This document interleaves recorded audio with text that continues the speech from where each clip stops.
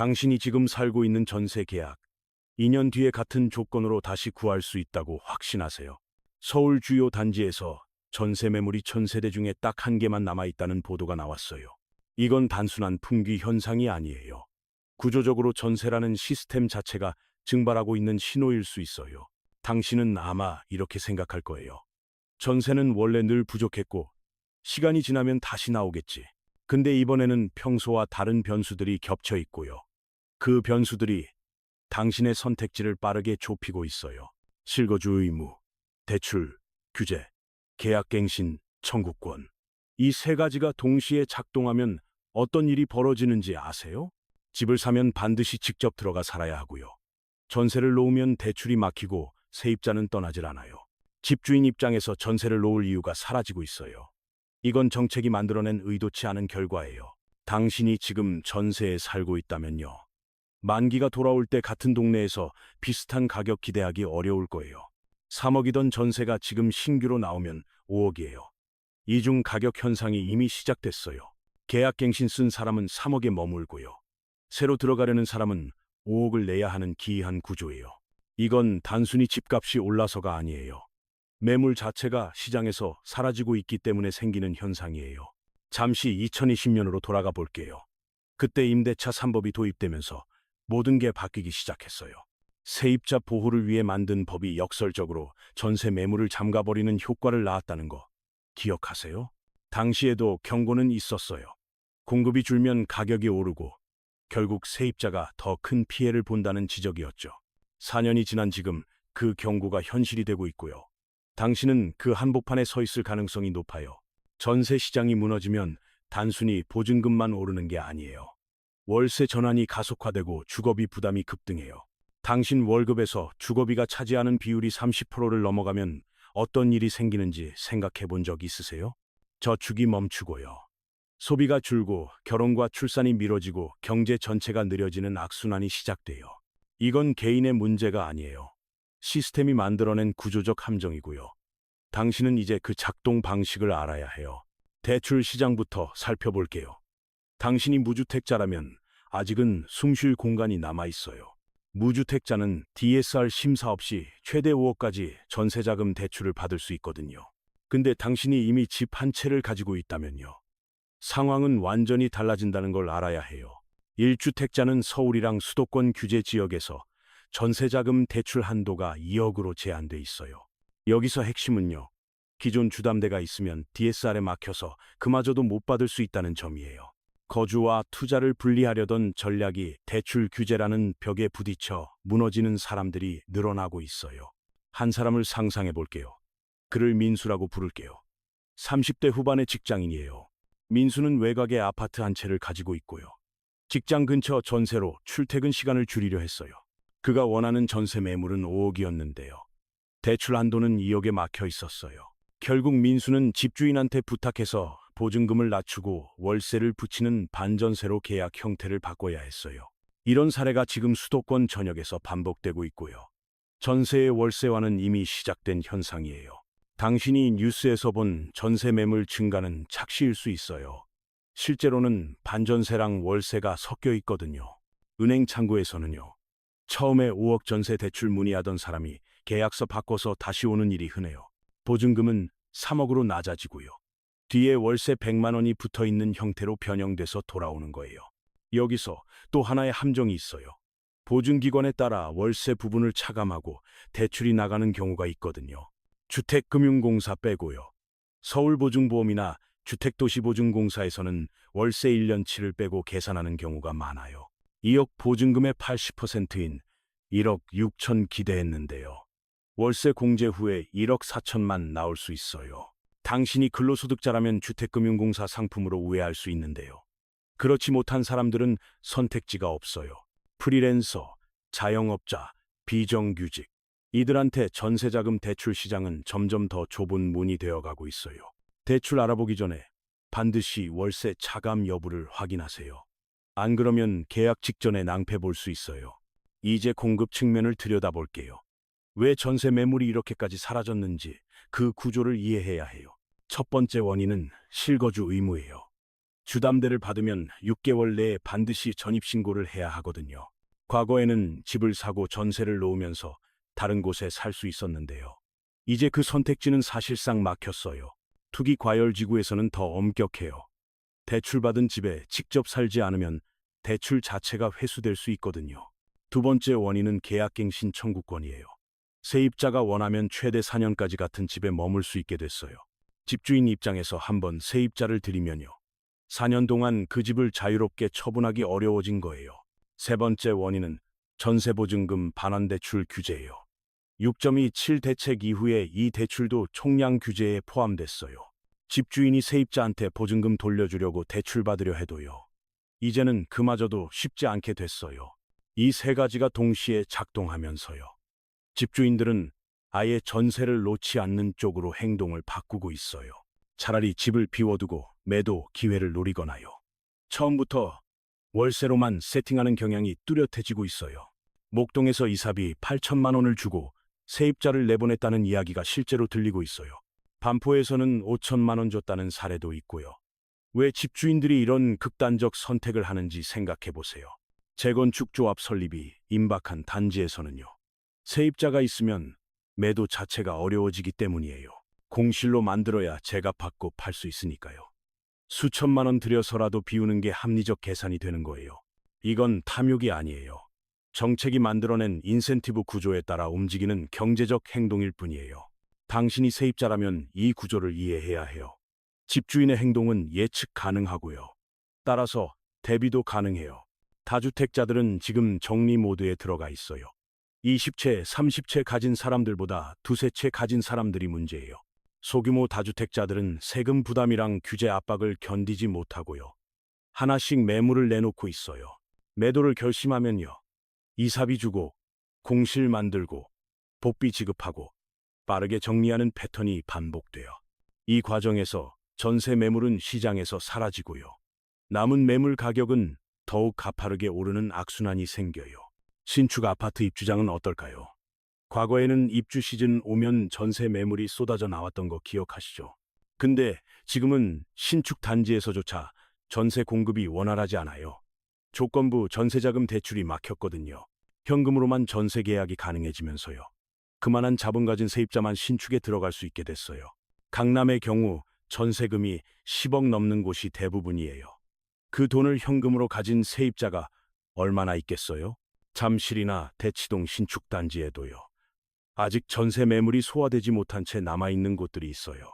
뉴스에서 전세 매물 늘었다는 기사 봤다면요. 바로 이런 고가 신축 물량이 포함된 착시 효과일 수 있어요. 근데 이런 입지 좋은 곳은 시간이 지나면 결국 소화돼요. 문제는 그 이후에 발생해요. 2026년이 되면요. 전월세 대란이 매매가까지 끌어올리는 상승장이 될 수 있다는 전망이 나와요. 전세를 구하지 못한 사람들이 어쩔 수 없이 매수로 돌아서면서요. 수요가 집중될 가능성이 있거든요. 또 다른 사람을 상상해 볼게요. 그녀를 지영이라고 부를게요. 30대 초반의 신혼부부 아내예요. 지영이 부부는 전세로 2년 살고요. 계약갱신 청구권 써서 2년 더 살았어요. 이제 4년이 끝나요. 같은 동네에서 새로운 전세를 구하려니까요. 가격이 2억 이상 올라 있고 매물 자체가 거의 없어요. 선택지는 세 가지예요. 더 먼 곳으로 밀려나거나 월세로 전환하거나 무리해서라도 집을 사는 거예요. 지영이 부부는 결국 대출을 끌어모아서요. 외곽의 소형 아파트를 매수하기로 결정했어요. 이게 현실이에요. 이런 선택이 수만 가구에서 동시에 일어나면 어떤 일이 벌어질지 상상해 보세요. 전세난이 매매 수요를 자극하고요. 매매 수요가 가격을 올리고 가격 상승이 다시 전세난을 심화시켜요. 이건 단순한 시장 순환이 아니에요. 정책이 만들어낸 구조적 왜곡이 증폭되는 과정이에요. 빌라나 오피스텔로 눈을 돌리는 건 어떨까요? 전세 사기 공포 때문에 이쪽을 피하는 사람들이 많아요. 아파트로만 수요가 몰리면서요. 아파트 전세 가격은 더욱 가파르게 오르는 쏠림 현상이 발생하고 있어요. 비아파트 시장은 월세 위주로 재편되고 있고요. 은행들도 이쪽에는 특별히 신경 쓰지 않는 분위기예요. 임대인들의 심리도 변하고 있어요. 예전처럼 전세를 적극적으로 놓으려는 집주인이 줄어들고 있거든요. 월세를 받으면 소득세를 내야 하기 때문에요. 많은 임대인들이 월세 확대를 그리 반기지 않아요. 한 달 월세 수입의 거의 절반이 세금으로 나간다고 느끼는 임대인들이 늘어나고 있는 게 현실이에요. 그래서 임대인들이 선호하는 형태는요. 적당한 보증금에 적당한 월세를 붙이는 반전세 구조예요. 순수 전세도 아니고 순수 월세도 아닌 양쪽 단점을 피하려는 절충안이 시장의 새로운 표준이 되고 있어요. 당신이 전세만 고집한다면요. 선택할 수 있는 매물의 범위가 극도로 좁아질 수밖에 없다는 뜻이에요. 다시 민수 이야기로 돌아가 볼게요. 그는 결국 반전세로 계약했는데요. 새로운 고민이 생겼어요. 매달 나가는 월세가 부담이 되기 시작했고요. 이 돈이면 차라리 대출 이자 내는 게 낫겠다는 생각이 들었어요. 민수는 이제 외곽에 있는 자기 집을 팔고요. 직장 근처에 작은 아파트를 사는 방안을 검토하고 있어요. 거주와 투자 분리 전략을 포기하고요. 실거주 중심으로 주거 계획을 재편하는 거예요. 이런 결정 내리는 사람들이 늘어나면요. 외곽 매물은 쌓이고 도심 매물은 더 귀해지는 양극화가 심해져요. 당신이 지금 외곽에 집을 가지고 있다면요. 이 흐름이 당신 자산 가치에 어떤 영향 미칠지 생각해 보세요. 지영이 부부도 비슷한 고민을 했어요. 외곽에 집을 샀는데 출퇴근 시간이 이 시간을 넘기 시작했거든요. 삶의 질이 떨어지면서 다시 도심으로 돌아가고 싶다는 생각이 드는데요. 이미 대출이 한계치에 도달해 있어요. 이사 가려면 지금 집을 팔아야 하는데요. 외곽 매물은 거래가 뜸해서 원하는 가격에 안 팔려요. 지영이 부부는 묶여 있어요. 정책과 시장이 만들어낸 구조 안에서 움직일 수 없는 상태가 된 거예요. 이게 유동성 함정이에요. 자산은 있는데 현금화할 수 없어서 다음 단계로 나아가지 못하는 상황이요. 당신 주변에도 이런 사람들 있을 거예요. 집은 있는데 집 때문에 오히려 선택지가 사라진 사람들이요. 시장은 이런 사람들의 존재를 가격에 반영하지 않아요. 그래서 통계와 체감 사이에 괴리가 생기는 거예요. 뉴스에서 말하는 시장과 당신이 경험하는 시장이 다르게 느껴진다면요. 그건 착각이 아니라 구조적 현실이에요. 이제 앞으로 어떤 일이 벌어질 수 있는지 시나리오를 그려볼게요. 최선과 최악 사이 어딘가에 현실이 있어요. 계약갱신 청구권은 4년 주기로 매물을 잠갔다가 풀어주는 효과를 만들어낸다는 거 기억하세요. 2020년에 이 제도가 시행됐으니까요. 2024년부터 첫 번째 만기 물량이 풀리기 시작한 거예요. 근데 그 물량이 시장에 나오는 대신에요. 실거주로 전환되거나 매도되면서 오히려 사라지고 있어요. 2026년에는 두 번째 파동이 와요. 2022년에 갱신권 쓴 사람들의 계약이 끝나는 시점이거든요. 그때의 매물이 쏟아질 거라는 희망이 있는데요. 같은 패턴이 반복될 가능성도 충분히 존재해요. 집주인들이 다시 실거주로 들어가거나요. 공실로 비워두고 매도하거나 반전세로 전환할 수 있거든요. 전세 시장이 정상화되려면 공급이 늘어나야 하는데요. 현재 구조에서는 공급 인센티브가 작동하지 않아요. 오히려 전세를 놓지 않는 게 집주인한테 더 유리한 선택이 되는 역설적 상황이 지속되고 있어요. 당신이 2년 뒤에 전세 만기가 돌아온다면요. 지금부터 대비를 시작해야 한다는 의미예요. 어떤 신호들을 관찰해야 할까요? 첫째는 당신이 살고 있는 단지의 실거래가 추이예요. 전세의 실거래가가 급등하고 있다면요. 그 단지에서 전세 매물이 빠르게 줄어들고 있다는 신호예요. 둘째는 계약갱신 물량과 신규 계약 물량의 비율이에요. 갱신 비율이 높을수록 신규 매물은 귀해져요. 셋째는 반전세랑 월세 비율의 변화예요. 순수 전세 비율이 줄어들수록 당신의 선택지도 줄어들어요. 넷째는 인근 신축 단지의 입주 일정이에요. 입주 시즌에 일시적으로 매물이 늘어날 수 있거든요. 근데 앞서 말했듯이요. 신축은 현금 부자들의 영역이 되어가고 있어서 당신한테 기회가 될지는 불확실해요. 다섯째는 주변 재건축, 재개발 진행 상황이에요. 조합 설립이 임박하면 공실화와 매도 러시가 시작돼요. 이런 지역에서는 전세 매물이 급감하고요. 남은 매물 가격은 협상 여지 없이 오르는 경향이 있어요. 당신이 이 5가지를 주기적으로 확인한다면요. 시장의 변화를 남들보다 먼저 감지할 수 있어요. 정보의 비대칭이 존재하는 시장에서요. 먼저 아는 사람이 더 나은 선택을 할 수 있다는 단순한 진실이에요. 그렇다면 당신은 지금 뭘 해야 할까요? 구체적인 행동 지침을 정리해 볼게요.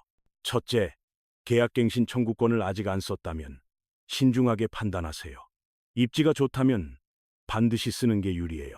갱신할 때는 DSR 심사를 다시 받지 않기 때문에요. 현재 대출 조건을 유지할 수 있거든요. 근데 보증금이 오르면서 대출 금액이 증가하면요. 신규 계약으로 간주돼서 심사를 다시 받게 돼요.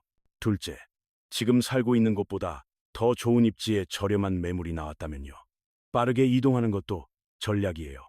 새로운 곳에서 다시 4년의 거주권을 확보할 수 있기 때문에요. 장기적으로 유리한 선택이 될 수 있어요. 다만 집주인이 2년 뒤에 실거주로 들어오겠다고 하면 계획이 무너질 수 있으니까요. 반드시 확인해야 해요. 해외 거주자나 다주택자처럼 실거주 가능성이 낮은 집주인의 매물을 찾는 게 하나의 방법이에요. 셋째, 전세자금 대출 알아볼 때요. 보증기관별 조건 차이를 반드시 비교하세요. 같은 금액도 결과가 달라요. 주택금융공사, 서울보증보험, 주택도시보증공사, 각각의 월세 차감 방식이랑 한도 계산법이 다르거든요. 넷째, 순수전세만 고집하지 말고요. 반전세도 선택지에 포함시키세요. 유연성이 협상력을 높여줘요. 월세 부담이 생기더라도요. 원하는 입지에 거주하는 게 장기적으로 더 나은 선택일 수 있어요. 다섯째, 청약 전략이 현실적이라면요. 전세를 유지하면서 기회를 노리는 것도 합리적인 판단이에요. 청약은 여전히 신축 아파트를 가장 저렴하게 마련할 수 있는 경로이기 때문에요. 포기할 필요는 없어요. 근데 막연한 기대로 전세를 연장하는 거랑요. 구체적인 계획하에 연장하는 건 완전히 다른 선택이에요. 여섯째, 집값 하락을 기다리며 전세금을 묵히는 전략은요. 지금 시점에서 매우 위험할 수 있어요. 전세 시장의 구조적 변화가 오히려 매매 수요를 자극하고요. 가격 상승을 부추길 가능성이 있거든요. 기다리면은 기회비용이 따라요. 2년 뒤 당신의 전세금으로 같은 조건의 집을 구할 수 있다는 보장이 없어요. 일곱째, 대출 한도가 부족하다면요. 가족 간 자금 이동이나 신용대출 활용 방안을 미리 검토해 두세요. 계약 직전에 자금이 부족하다는 걸 알게 되면요. 협상력은 바닥으로 떨어지고 선택지는 사라져요. 이제 마지막으로 가장 중요한 이야기를 할게요. 이 모든 건 결국 마음가짐의 문제로 귀결돼요. 시장은 당신이 준비됐는지 여부와 상관없이 움직여요. 기다려주지 않고요. 경고도 해주지 않아요. 민수는 결국 자신의 상황을 직시하고 계획을 수정했어요. 반전세를 받아들이고 다음 단계를 준비하고 있어요. 지영이 부부는 아직 묶여있지만요.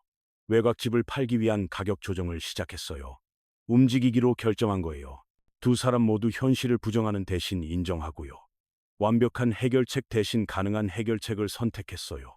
반면 어떤 사람들은 여전히 기다리고 있어요. 집값 폭락하면 그때 사겠다고, 전세가 다시 나오겠지 하면서요. 2020년에도 같은 말 했고요. 2022년에도 했고 2024년에도 했어요. 그리고 지금도 하고 있어요. 그들의 전세금은 4년 전과 같은 금액인데요. 그 돈으로 구할 수 있는 집의 수준은 계속 낮아지고 있어요. 이게 인플레이션과 자산 가격 상승이 만들어내는 조용한 침식이에요. 눈에 안 보여서 더 위험해요.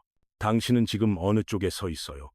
현실을 직시하는 쪽인가요? 아니면 희망적 관측에 기대는 쪽인가요? 이 질문에 정직하게 답하는 게 모든 전략의 출발점이에요.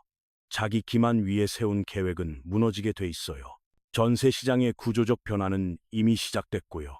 되돌리기 어려운 방향으로 진행되고 있어요. 정책이 바뀌지 않는 한 이 흐름은 계속될 거고요. 정책이 바뀌더라도 효과가 나타나기까지 시간이 걸려요.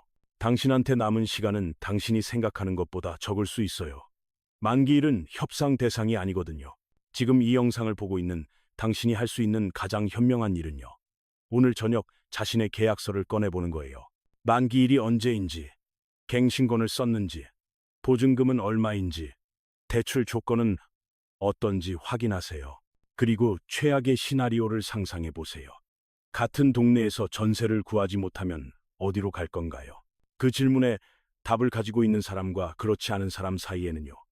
2년 뒤 엄청난 차이가 생길 거예요. 준비한 사람한테 위기는 기회가 되고요.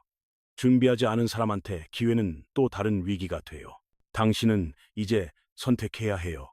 이 영상을 끄고 잊어버릴 건가요? 아니면 오늘부터 움직이기 시작할 건가요?